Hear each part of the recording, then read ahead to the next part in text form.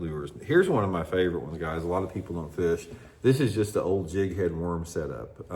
I've got a little Ned head on here, a 1/16 of an ounce Ned head, and I've taken a Zoom trick worm here and I've cut it down to about 4 inches. So you can even cut it shorter. You can cut it 2 inches long. But this jig head worm setup, it is a great way to catch non-aggressive bass.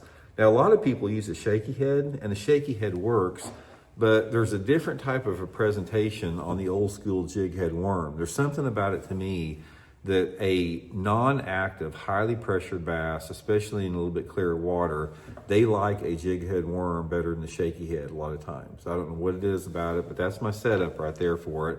I catch a lot of fish in heavily fished waters on this rig right here.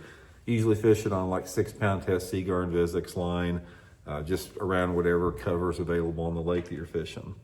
Okay, now here's another one similar about this. We did a video last week on it. This is another little killer, guys. This is what I call the craw rig here, or the finesse craw rig. All it is, again, it's a Ned rig head, and I've got a Zoom little critter craw that I've cut down. I cut the tentacles off it, and I cut about half of an inch off of it. Same type of deal. This little craw rig is really good.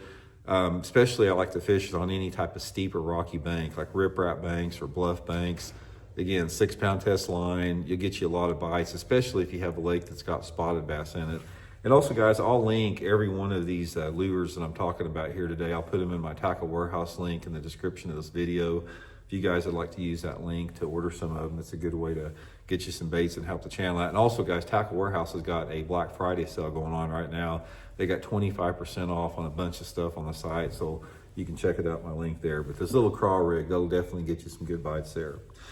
Okay, the next one, this is when the fish are chasing a little bit, they can be finicky, but they're chasing a little bit. Sometimes a little small crankbait can work good. This is the Megabass Super Z1, runs about probably 3 or 4 feet deep on 10-pound test line.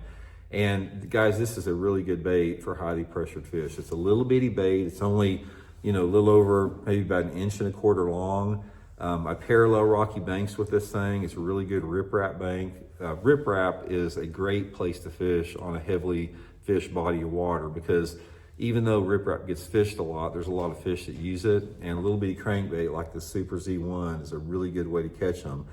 Another thing that'll help you guys out on a crankbait on a heavily pressured body of water, try to have a crankbait that's silent, that doesn't make a lot of noise, like doesn't have a big rattle chamber in it. You'll get more bites on a silent crankbait, but just cranking rocky banks with that little thing is a good way to catch them. Okay, the next one, guys, this is just one of the all-time greatest